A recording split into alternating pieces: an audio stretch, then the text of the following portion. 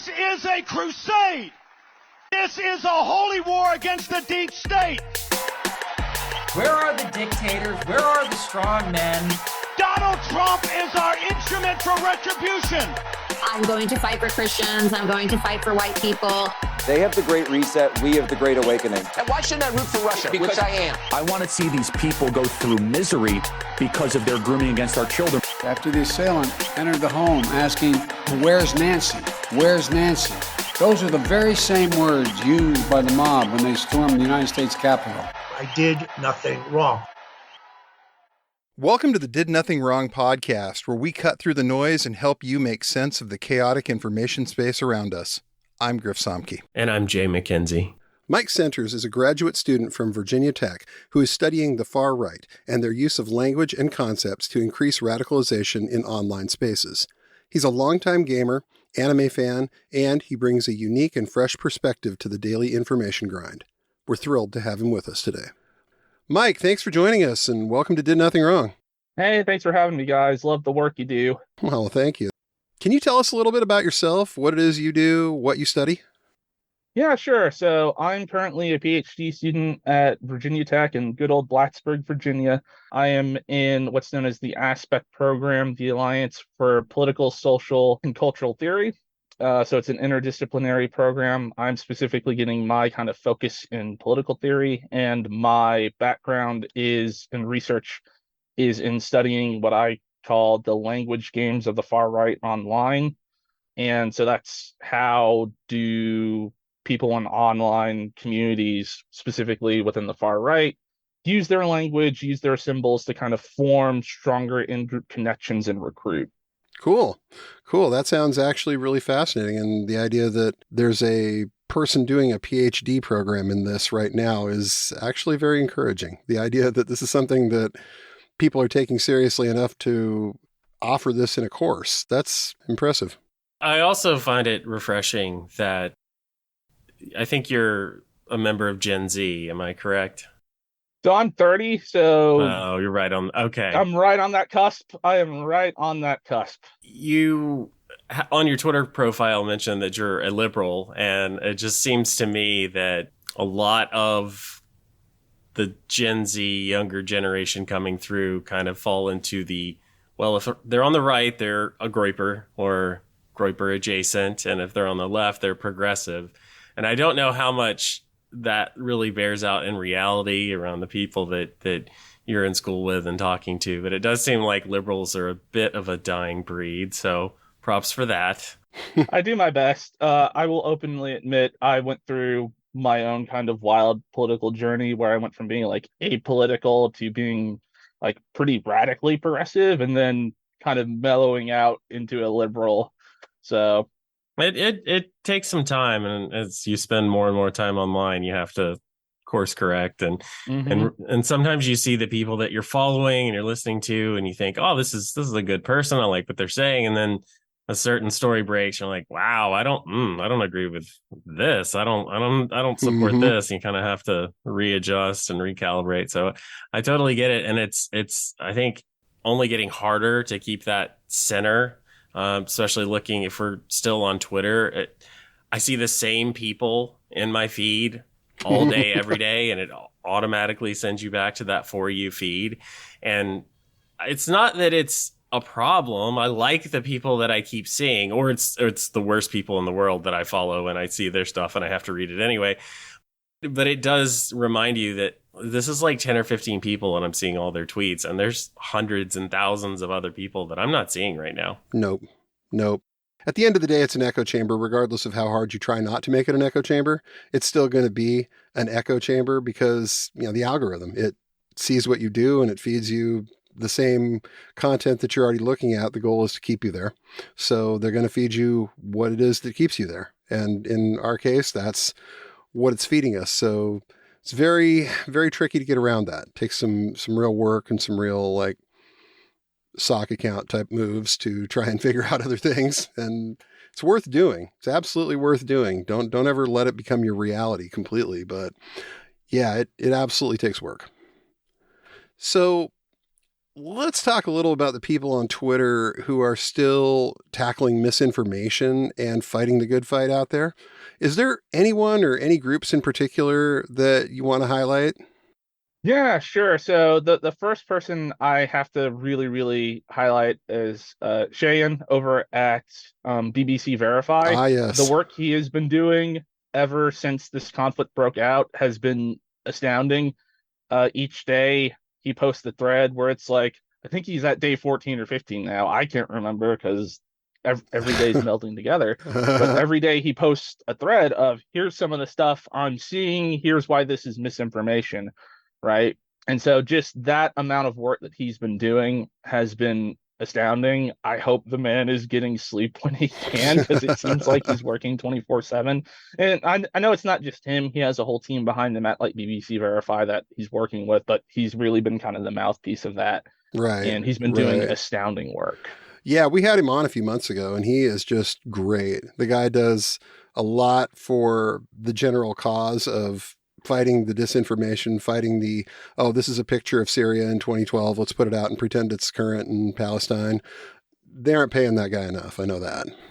Absolutely not. He deserves all of the money in the world for what he is doing. Mm-hmm. So yeah, in terms of other people who have been really fighting the good fight, Sarah over at the ADL, she's been doing really, really good.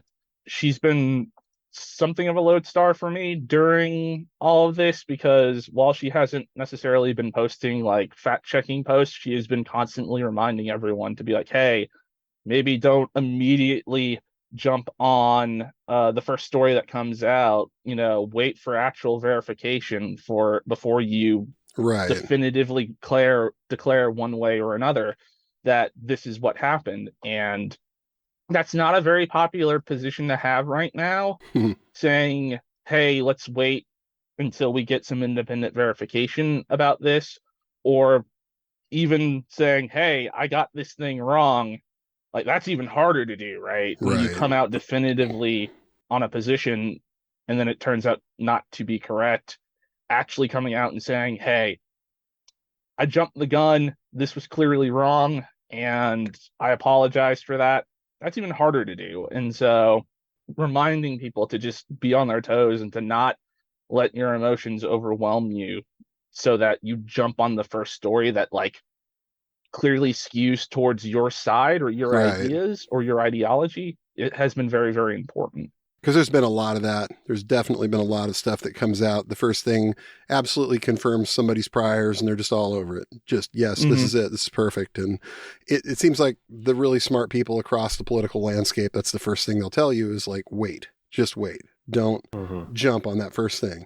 Yeah, anybody that's done this for a living or that's worked in military intelligence, or I've seen people that have been a spokesperson for the State Department, or anyone has had any sort of role either following this or talking about this in official capacity is saying the same thing. Just wait. And it isn't popular. And I've seen you on Twitter, and part of the reason I want to talk to you right now is because you have been fact checking some of this yourself, or urging calm and people to consider the lack of information, taking a moment, taking a breath, which of course is not getting a ton of engagement because that sort of stuff never does. But we've really seen it and paid attention to it and think it's important, and like this needs to be the path forward. But I did want to ask you how you have kept a cool head amidst all the chaos and the hot takes, the inflamed emotions. How do you not let it affect you? Because it really seems like you're managing to keep your wits about you, and not a lot of people can right now. Yeah, so I think part of the way I keep my cool is the fact that I specifically have a group of friends who I communicate with, who I do things with, that exist completely and totally outside of this ecosystem. I play D&D with them over Discord every Monday and Wednesday, and we don't talk about politics. We don't talk about the stuff going on in the Levant. It's just we're doing D&D, and it's great. It's a way to remove yourself from that sphere, from the constant barrage of information for even just a few hours a day. And I feel like that's the thing that for a lot of us who are involved in this work is we're constantly checking Twitter, right? Even though I want to be like, I don't want to check Twitter. Twitter is a bad place today. But it feels like we have to because there's so much going on. And so having that space where essentially you are bereft of being on Twitter for any amount of time helps. I work a part-time job at a cafe twice a week for normally a couple hours a day. Even that time is really helpful for me because the manager at the place is a very traditional no phones out while you're working sort of person. But that's actually good for me because I can just not look at Twitter for 3 to 4 hours, and that can be really helpful. Oh yeah. And helping to kind of vent and de-stress and not think about it. So that's one way I've been able to keep my cool, kind of so to say. Another way is just remembering what our role kind of as, I won't call myself a fact checker, but as someone who like is combating misinformation or doing their best to combat misinformation, is Jared Holt actually posted a really good analogy comparing us to hall monitors and understanding that like our job is to try and slow things down, to be like, hey, to kind of say the unpopular things of being like, hey, yes, I understand, like this is emotional, there's a lot going on here, but to be the people to say, stop for a moment, just stop and wait. Like, even if people don't want to hear it, someone has to say it. And so understanding that that's your role, even if it's unpopular, can feel empowering at times. Yeah, that's the thing we had to learn, that at a certain point you do run out of content, you do run out of things that you can say that you know are true, that you really can back up. And you have the choice eventually to either just keep posting anyway or to not. And that really is oftentimes what it comes down to. Do you desperately need to go viral, or does your income stream at that point depend on you posting a viral tweet or several viral tweets every day, or does it not? And if it does not, then maybe just don't post. Posting through it generally ends you in a very bad spot. Just word of advice, never ever try and post through it. No, definitely. It's one of those, like, if it's your job, and it shouldn't really be your job, but if it's your job, yeah, okay, this is why people do it. But again, it's really kind of, maybe you ought to rethink your life choices if your job involves going viral every single day. Really. That doesn't lead anywhere good. Speaking of going viral every single day for bad reasons, how much worse would you say it is right now, the constant stream of misinformation that's going on? It's been pretty bad. I mean, what I'd say is this is the first really big kind of historical moment event that's occurred since Musk has really taken over and removed the guardrails on Twitter. And we're seeing the consequences of that, right? The fact that so much of the information that's being posted to the top of Twitter are people who are paying for verification, right? They're paying for that blue check. And that most of the misinformation is coming from people who are paying for that blue check.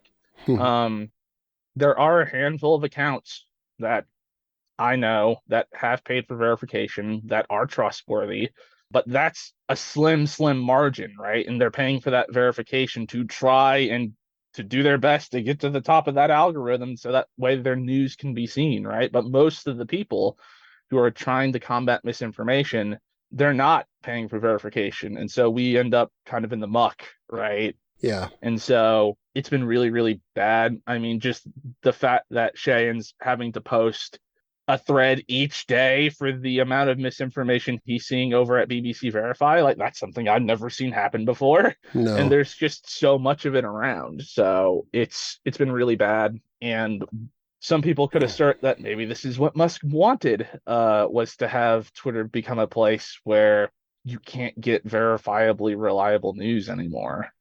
Because you really can't. You really, even the fact checkers, guys like Cheyenne, are saying that they're being overwhelmed with the amount of what's going on out there. We've seen people who have been pretty reliable just ready to tear their hair out over the sheer amount of bullshit that's out there flying around these days.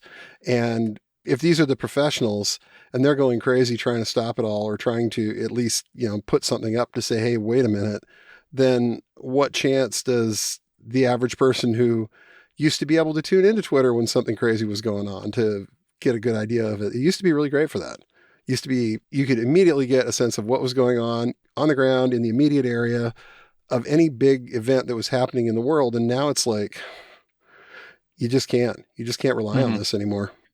Well, and so much of it is just content farming, and Twitter has stopped trying to curtail some of the spam, because you'll get people posting reaction videos, and you'll get people that are searching through all of the trending words or topics and adding them in at the bottom of a tweet. And it used to be that would catch Twitter's filter, or they had people that would go through and take those out because this is just spam. This is just somebody trying to get views and clicks.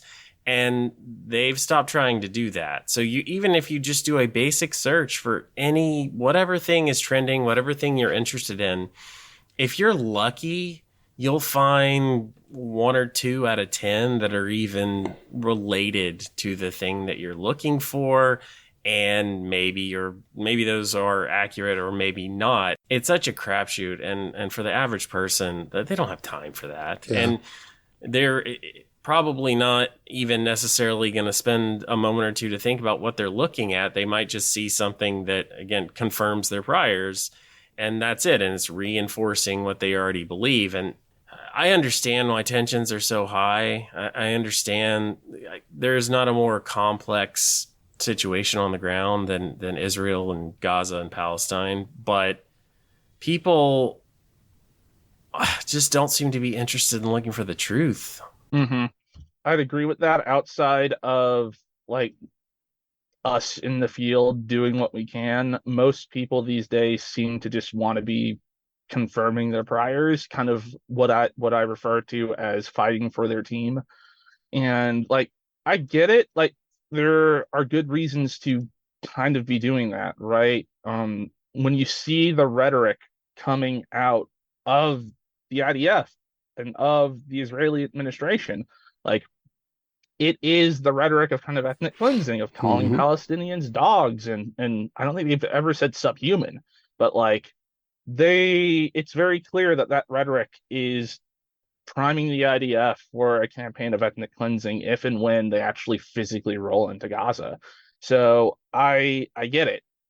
There's a really bad thing going on, and you want your side, whichever side you're on, to always kind of be on the right, but that's not how it should be, right? You should be willing to admit that even if your cause is an inherently good and just one, that like, yeah, bad things happen, and we need to have a kind of consensus on what reality is, on what the facts on the ground are. And that seems to be what we've really lost, is this ability to have a consensus, to say, even if the stuff on the ground doesn't suit my priors, I will at least concede that they're happening. Now it's a matter of, you're not even willing to concede that X or Z happened. This is clearly Israeli propaganda, or this is clearly propaganda being pumped out by Hamas. And if you find yourself saying that about every single piece of news that doesn't suit your priors, you should probably sit down and rethink your life decisions for a little bit. Yeah, definitely. You got to have that sense of being able to filter it. You've got to have that sense of being able to sit down, stop, and say, I need to not immediately jump on whatever this is. I need to not be so reactive about this particular thing. So it's a tough skill to develop. A lot of people don't have it. A lot of people are definitely could use the practice on this whole thing. And it's very much something that is not making the world we live in, this environment, any easier to deal with at this point. Well, and I think we've seen the takes across the board, and everyone wants to downplay the statements, the comments that make their side look bad, and talk up the ones that make them look good or just. And yeah, there were plenty of people who were cheering on Hamas as they were committing atrocities and war crimes, which very much what happened to Israelis and to thousands of Israeli citizens. It's horrific. So I don't think we should minimize the fact that this happened, that there were people who defended it and said it was justified and said it was okay, and it is not. But I don't think it's wrong either to, when we're talking about the Israeli response, we know so far there have been thousands of deaths, and from the bombings before the possible proposed, perhaps imminent invasion happens. And I think we have to admit that however justified Israel feels in this situation, what ultimately comes of this, their ultimate response could be far, far worse than what has already happened. And that isn't okay. I sit here and I don't have the solutions, and no one has for the last 70 years. But however justified Israelis feel, the sort of death toll that they could inflict on an urban landscape, fighting house to house amidst bombed out buildings, it's horrific. Yeah, definitely. Yeah, I agree. And it really shouldn't be a controversial take to say, hey, I condemn the acts of terrorism that Hamas committed against Israeli citizens, while also saying I condemn the acts that the IDF are committing of, shutting down access to water and electricity and internet to Gaza, of bombing Gaza relentlessly, and of eventually perhaps going into Gaza and inflicting untold amount of suffering and death on the citizens of Gaza. Like, those two positions are not mutually exclusive. They should not be mutually exclusive. And yet, in Twitter, at least, on Twitter, they seem to be mutually exclusive. You have to pick one or the other. If you are condemning Hamas, then all of a sudden you are automatically saying, I am therefore very happy that Israel is dropping all these bombs on Gaza.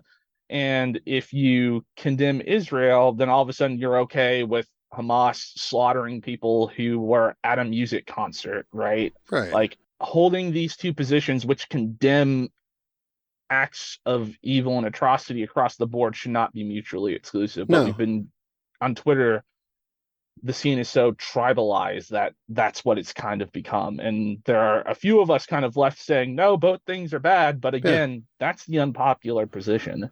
Yeah, and it's just, for whatever reason, not acceptable to just put your hand up and say, excuse me, none of this is okay. None of this is okay. This is terrible. These people shouldn't be doing this. These people shouldn't be doing this. I can't see why there isn't that sense of being able to say that. And then you realize you're sort of being funneled into it. You know, regardless of which side is doing it, you're being funneled into it both ways. So you mentioned in your intro that you've followed gaming culture for years, which explains your interest and observation of 4chan for years. Can you explain to people who don't know just how interconnected those two worlds are? Sure. So I can speak to that on both a kind of research level and a personal level. I will openly admit that back in high school and college, I was on chan boards a lot. I mean, I played video games since a very young age, and I've been into anime for a very long time. Those two kind of fandoms really coalesce in 4chan and in chan culture in general. So gaming culture and 4chan are kind of intertwined at the hip. Like, and by gaming, I mean gaming and kind of air quotes, the people who really make it their identity and they don't just like play Pokemon or Mario Kart, for fun. Right. People who gaming is one of their really big hobbies. 4chan for the longest time was kind of the place to go to talk about games, to talk about anime, and where all of these kind of subcultures that were really more niche and more kind of nerdy back in the day in the early 2000s really coalesced and formed a community. Right. And it was a safe place in a lot of ways to talk because of the whole anonymous thing. Nobody had user accounts. Everybody just posted as anon. It gave you that option. So it was, you could say pretty much anything you wanted to. You could talk about anything that was bugging you. You could be brutally honest about whatever it was that was going on in your life and not necessarily have to face that same level of, social shame and judgment that you would have to face if you were trying to say some of this stuff in front of an audience who actually knew who you were. It seems to me that if you would go back far enough with 4chan, and I know you've mentioned this, that it hasn't always been a cesspool of extremist rhetoric, and I sort of wonder how much the development is related to just time. And I think maybe the early channers, people that were on there, were probably fairly well-adjusted humans who needed to blow off some steam. And one way to do that was posting anonymously online. You make your post. Maybe it's not a great post, but it's almost a therapy session for you. You go about your day and you resume your normal routine. But as the years have gone by, we're getting younger and younger people who are not well-adjusted, who have not matured to a point where they can understand the context around what's real and what isn't. And I don't know how much that's responsible for the shift, but what do you see as kind of the determining factor in making 4chan go so extreme? So I see kind of two really big determining factors that made it go extreme and specifically skewed it towards the far right in terms of the content that we see specifically on boards like Poll and V these days. I will kind of caveat by saying like the kind of extremist rhetoric was always there, but it was a minority, right? 4chan used to be a lot more kind of diverse in political ideology and just being able to post. Two of the things that really shift that is the '08 financial crisis and the kind of moving of Anonymous, big A Anonymous. So the group, the hacktivist group that really kind of went after some of these financiers and bankers and public figures after the '08 recession. They originally were based on 4chan. Right. That's where a lot of these people originally kind of met up and talked about putting on protests and organizing hacks and things like that. They shifted towards IRC, Internet Relay Chat. So they moved off of 4chan and they developed their own communities on IRC. That left a bit of a rift in the kind of politics of 4chan, where all these more kind of progressive leftist oriented people moved off of 4chan, and the people who were on the right, who had always kind of been there, found that there were no longer kind of people that they were debating with and imposing their ideology. So, hey, free ground for us to do recruitment and to spread our ideology. So that was one big moment. The other was definitely Gamergate. Right. With Gamergate, I know people think people blow up Gamergate or make it more significant than it was, but it really was a moment where the politics and toxicity that had been mostly contained to boards like Poll and the incel board, whose name I am not remembering right now. It's like RK9 or RL9. It was essentially a proto-incel board, like before incels were really a term. Those boards had really kind of contained the toxicity of 4chan within them. Like, if you wanted the toxic far right stuff, those are the boards you'd go to. Gamergate blew the kind of guardrails and the containment off of those two boards, and they moved towards boards like A, anime and manga, and V for video games. And it was this moment where young men on these boards who perhaps were politically apathetic, who didn't care much about politics or were nihilistic about politics, right? Like, I don't really give a crap. Like, yeah, things suck, whatever. I've got my games. It was a moment where they became politicized, where people like Milo Yiannopoulos came in and said, hey guys, these feminists, these SJWs, like, they're trying to take over your hobby. Like, you need to work with us to stop this from happening. And like, these young men didn't necessarily care about any other forms of politics, but now that the quote unquote feminists were coming for their hobby, they became politicized. So it's those two big moments, the kind of moving of more progressives off of 4chan onto IRC in like 08, 09, creates this kind of toxic pool under the surface that then 2014, 2015 and Gamergate happens, that then erupts. Right. So those two really build on each other.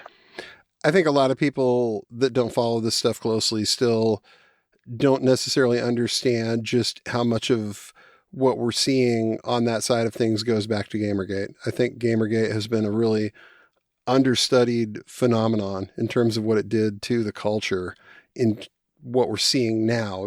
So many of these personalities, you mentioned Milo Yiannopoulos, Ian Miles Chong was another one that came out of that milieu.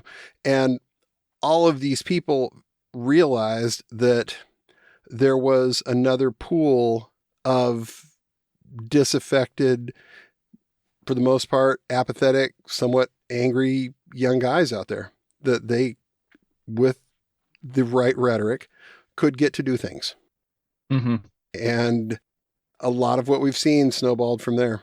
So, well, and Gamergate showed them that they could have some power and affect some change that they wanted to see in the world. And I would say, and I think you're probably alluding to it without even saying it, Griff, but what we're seeing right now with Jim Jordan trying to become Speaker of the House, and the Republicans who aren't voting for him, who refuse to endorse him, are getting death threats. They're getting just inundated with calls and emails and all. I listened to the clip from Jake Tapper last night about what the wife of one of these reps, the voicemail that she received, and it's awful. It's horrific. But I don't think we have this. I don't think we're at this point without Gamergate. No. Gamergate was where that tactic sort of became acceptable, I think, in terms of contemporary society.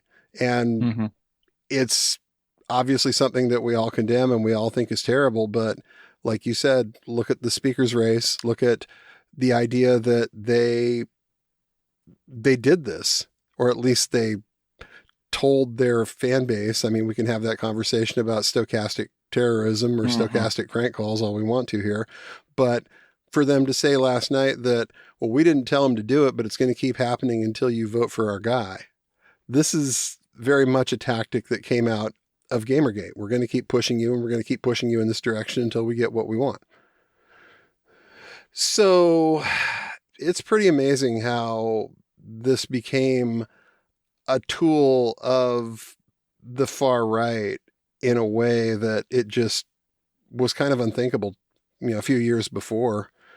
I remember the first time I ran into it was probably about 2008 when I was working for a large tech company, and one of my employees complained about something else one of my employees posted on the outside of his cubicle, which was a Habbo Hote Polls Closed meme.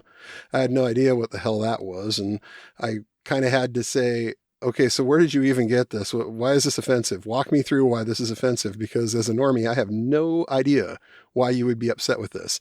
And then I find out about 4chan and B. And it became something I kind of followed for a minute and kind of was like, oh, this is interesting. I have no idea this little subculture exists. And I watched the Project Chanology stuff. I watched the Scientology raids and kind of found myself thinking, wow, they might be able to accomplish something with this someday. And here we are. Just, So let's talk about another thing that's kind of boiling under the radar, and it's getting bigger. A lot of people don't have any idea what this is still to this day, but it's starting to have that same sort of, kind of broader effect on the culture. Let's talk about VTube and what VTubers are. Can you explain to people how this started? Yeah, sure. So VTubers, short for virtual YouTubers, they're essentially streamers. They're people who stream either on YouTube or on Twitch. And what they do is instead of having their webcam set up and just having their face, on screen while they're playing a game, they have a virtual avatar that represents them instead through rigging. And 9 times out of 10, they're going to be within the anime aesthetic, because VTubing as kind of a form of streaming originated in Japan. Specifically, the first VTuber was a streamer known as AI, and the whole the whole idea was she was supposed to be an AI that gained sentience, and now she's out here playing video games and chatting with people, right? Uh-huh. And some people actually bought that for a long time. They thought, oh, someone actually created a program where, she's able to engage with chat as it plays a game. And it's like, no, there's actually a person behind this. This was a pretty big marketing ploy, but it worked.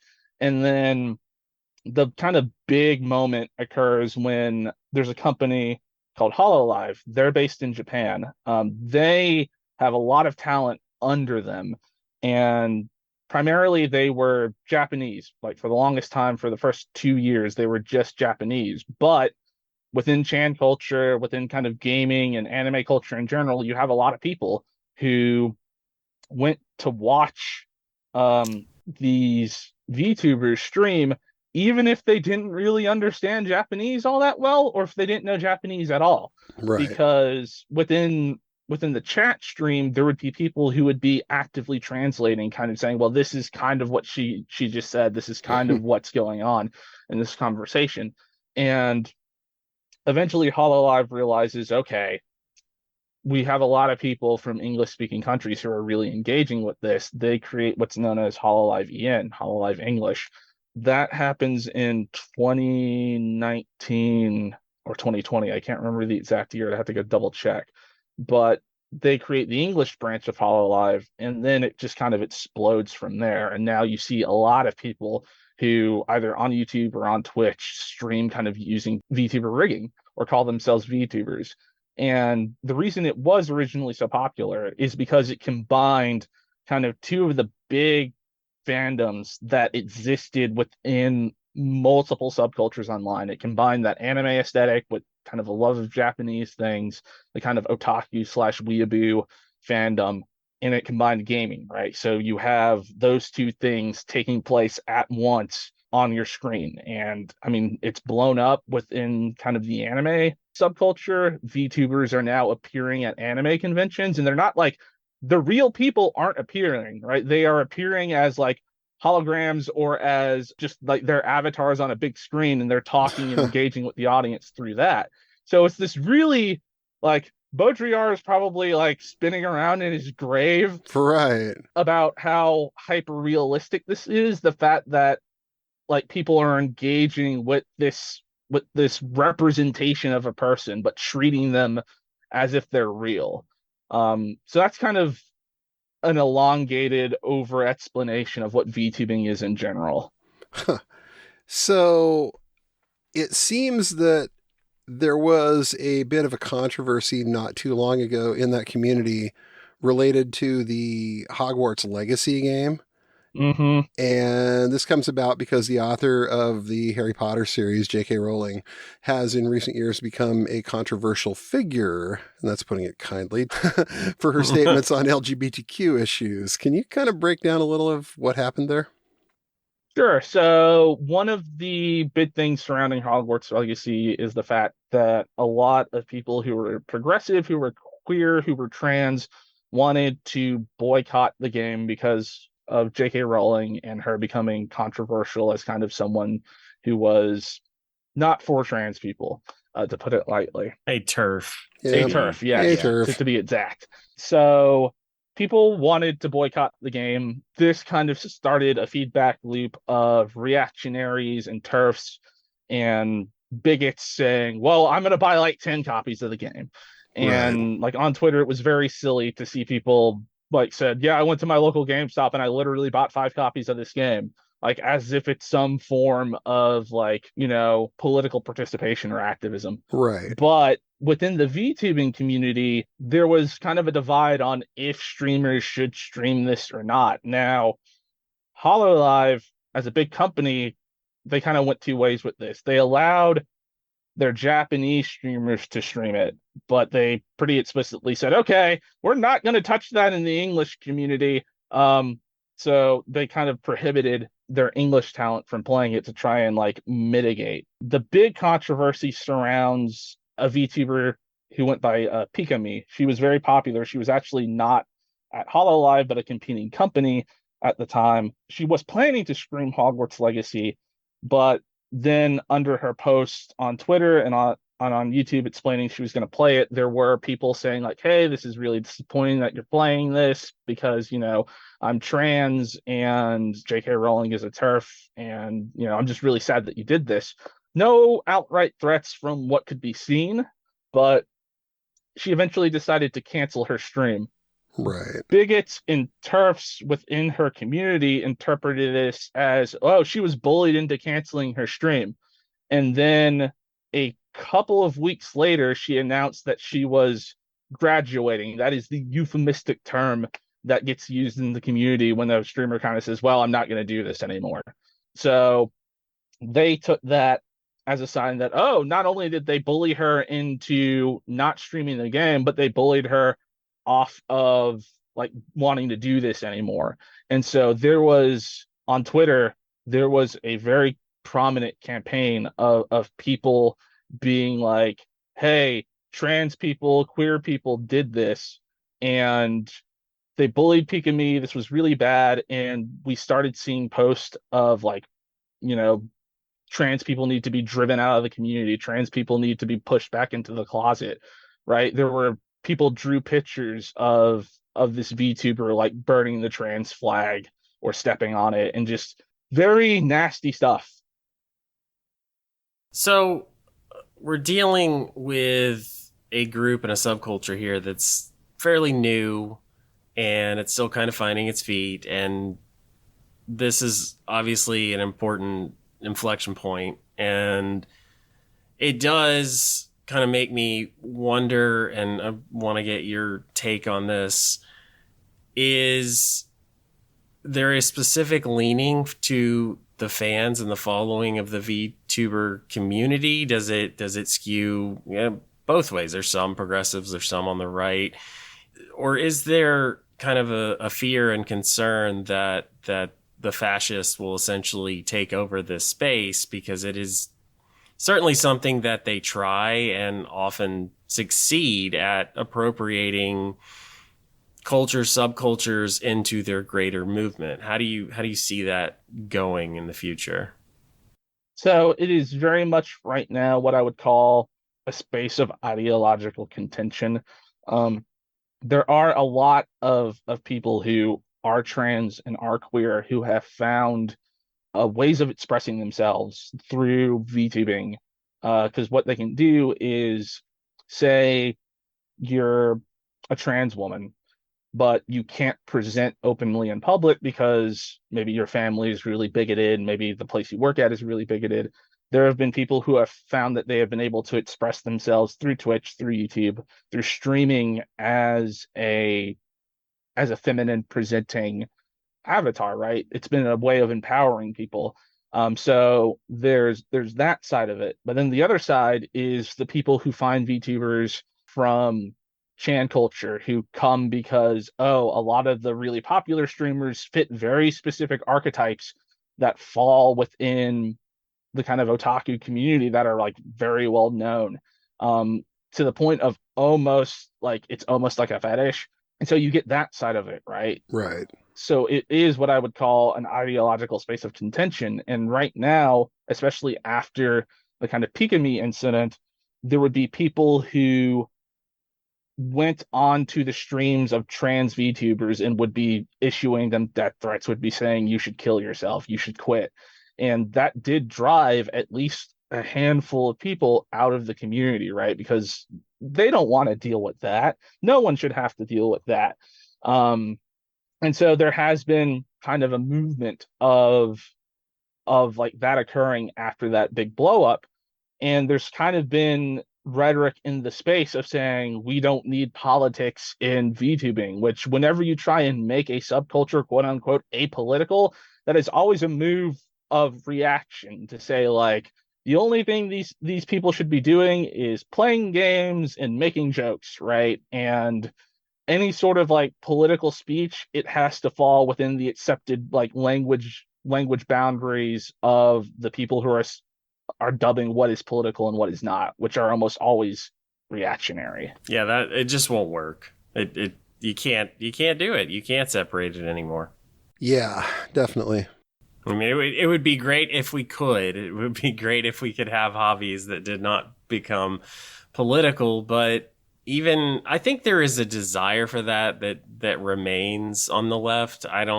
It's maybe not that strong anymore, but when you have the right in particular creating apps that tell you, yo, you're at the grocery store and this ketchup is made by Heinz and we're going to give them a woke score. And if it's too woke, well, then I'm not going to buy it. I'm not going to support that brand and that company. They've hired too many black people, or they've posted something about DEI on their website. So we don't give money to them. But when we're at that point where the right is literally telling you which brand of laundry detergent is acceptable to buy, good luck. Yeah, we live in that world now, and it seems like no matter how much you want to try and get away from politics, you're not getting away from politics. You're just not, no matter where you go. Mm-hmm. Yeah, and kind of going back to what I said earlier about creating spaces where you kind of can, like, that's, I think, one of the most important things that you can learn to try and do is just get a group of people where for maybe 2 hours a week, 3 hours a week, you just do a thing, right? Yeah. And that's that. You do the thing, you do it with this group of friends, and you talk about how, you think a specific rule change in D&D is silly or stupid, right? And that's it. Yeah. Going offline is the key there. And touching grass. Yeah. And I definitely agree. We all need at least an hour or two a day where we are not online. Mm-hmm. Ideally, it would be more than that, but let's be honest. Let's be realistic. It's like when the professionals say, well, your kids shouldn't have any screen time before the age of 6.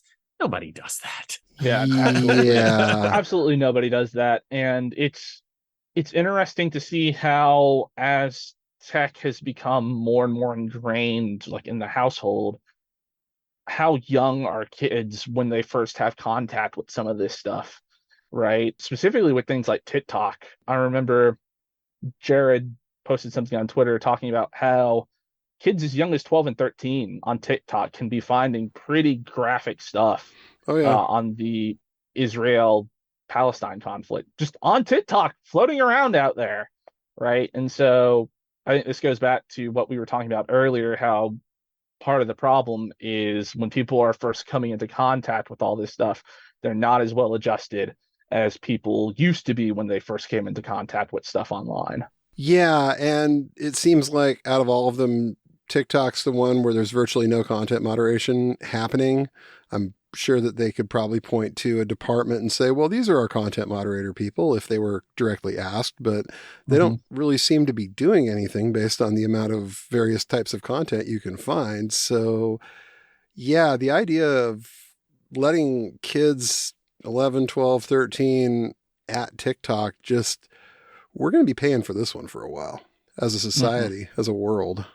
And that's where they are. The problem of content moderation is apparently just going to hit all of the major social media companies. But I'm with you. It's particularly bad on TikTok, and it's concerning because that's where all the kids are. Yeah, definitely. Part of the reason I think that we're seeing such a turn towards things like TikTok and these virtual communities is that we have this deep sense of loneliness in the culture currently. And it seems, just looking at it, that this is very pervasive, that we have it everywhere. People just don't do a lot of the things that they used to do anymore, where they would have that kind of social interaction. What are you seeing, and how do you think we can maybe make a dent in this? Yeah, so I would definitely agree that a large part of why people are drifting towards these communities, be they good communities or toxic communities, is the fact that people are trying to fight this sense of loneliness that is more pervasive. Like, it might be an unpopular hill to die on, but I will die on the hill that, 9 out of 10 young guys that go onto 4chan or end up becoming kind of white supremacists through contact with 4chan or Chan culture, they don't go into those cultures as white supremacists. They might have some aspects of their lives that predisposes them to it, but the reason that they end up where they end up is because they find a sense of community that they can't find anywhere else for one reason or another. And understanding that that's the issue, that the issue is that these young men are seeking a community, and that they find this community amongst some of the worst people in the world. That's the issue that we need to be focusing on how do we combat this.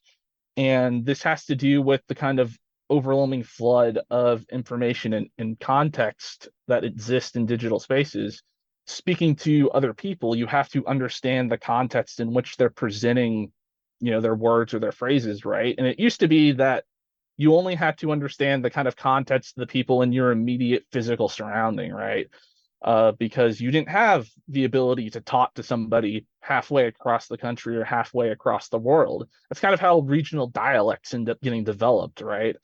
But with the advent of the internet, we see this kind of expansion of having to understand more and more people's context in order to really connect meaningfully with them in one way or another. And that's how we end up creating echo chambers, right? It becomes too burdensome, too emotionally draining to understand the context and the lived experience of so many other people that it's like, okay, I'm going to find a handful of people or a community where I understand their context, their lived experiences, and that's going to be my world. That's going to be my community. And so that's what happens with these people who go into 4chan and end up coming out as white supremacists, right? And I think the reason like people like Milo Yiannopoulos were so effective in recruiting these young men is they started from a place of shared context and shared experience. They didn't come for them for the politics first. They said, hey, I like video games too. I like comics. I like anime, whatever the kind of subculture or hobby they focused on. They were then able to create that sense of community and then inject politics into it, right? By saying, not that any community is completely bereft of politics, but they were able to inject their very specific type of politics into it. And where these young men were already in this community, if they had opposing opinions, they would be ostracized, right? And eventually, if you're ostracized enough, you leave. And for a lot of these young men who didn't have anywhere else to go, it was, okay, I can either say, hey guys, maybe all this anti-women stuff that we're saying isn't the best. That will get you kicked out of the group. So you either silently affirm or vocally affirm your belief in kind of the group rhetoric and the kind of rules that get established about what is okay to say and what is not okay to say. And then it's just a downward spiral from there. So, and how we combat this, really trying to find shared context, shared lived experiences, even if they're very minor things with someone online, like, hey, we both watch soccer. Like, that's a shared experience. We can both talk about how much we really hate Man City. That's a shared experience, right?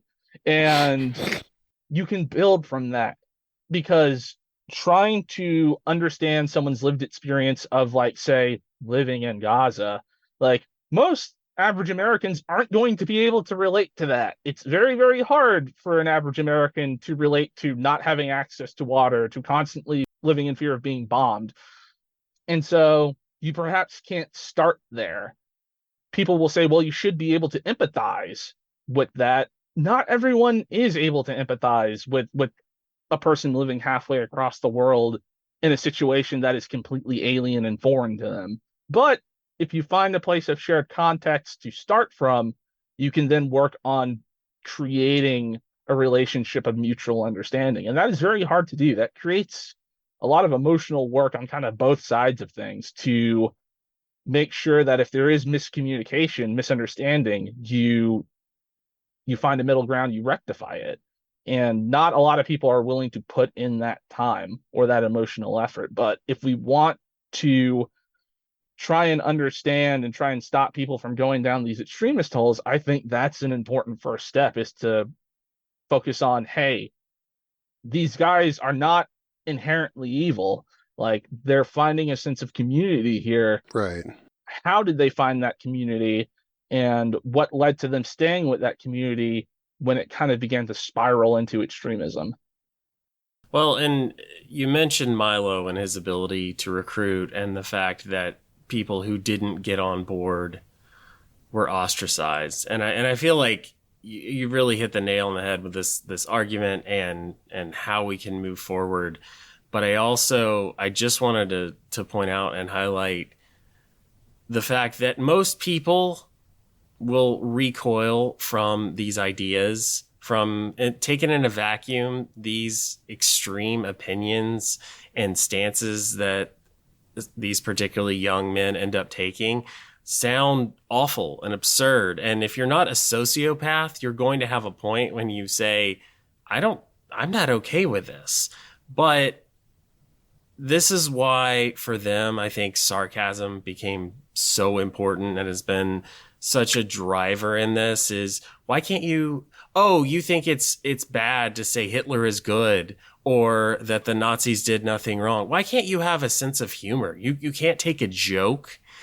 And they just joke their way into becoming radical extremists because they don't want their friends to call them lame, or they don't want to be excluded. They don't want to be a boomer.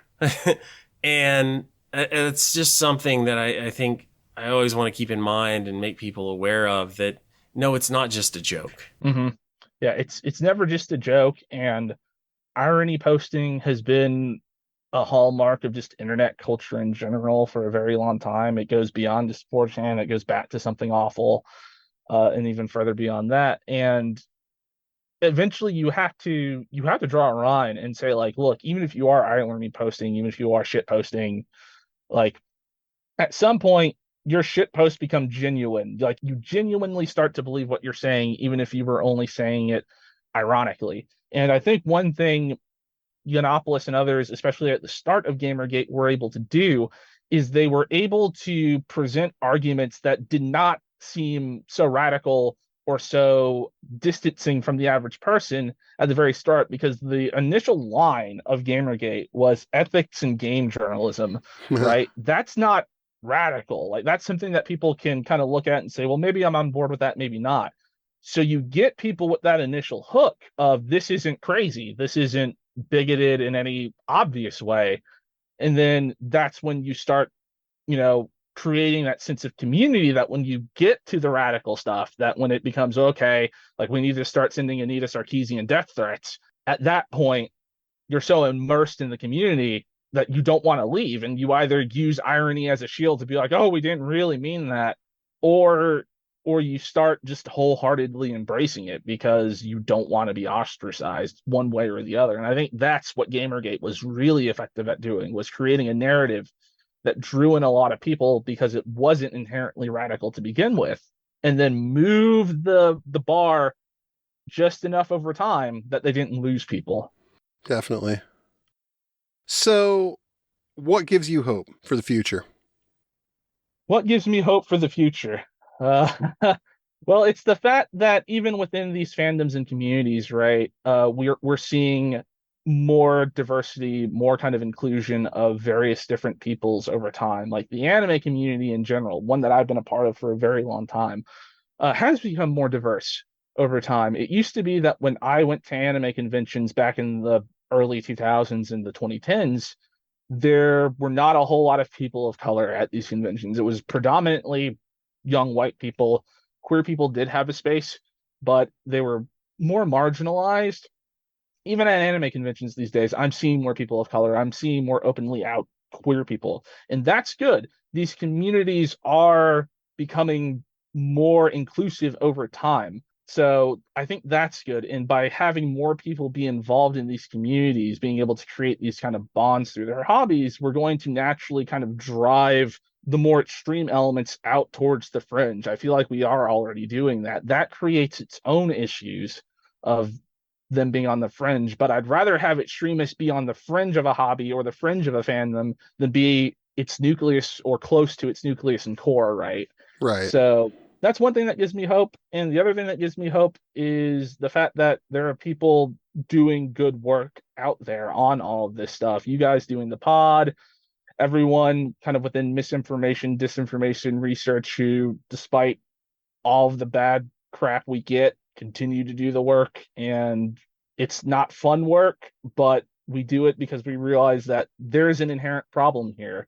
And if we don't combat it, then we're going to be in real big trouble. Well, thank you, Mike. It's been great having you. Really appreciate your time today. You have given us a lot to think about. This has been really enlightening. So thank you for coming on with us. We really appreciate it. Yeah, thanks for having me, and keep up the good work. Thank you, sir. You take care. You too. Thanks, man. Bye. Thanks for listening to the Did Nothing Wrong podcast. If you want to hear more, you can find us on the web at didnothingwrongpod.com. Please make sure you subscribe to get our content straight into your inbox. You can also follow us on Twitter at James, the word 4, and the letter M, all one word, and GrizaBJJ, GRZABJJ, as well as DNW Pod. We're extremely grateful for paid subscriptions and donations that allow us to keep doing this important work. Thanks, and remember, everyone mentioned did nothing wrong.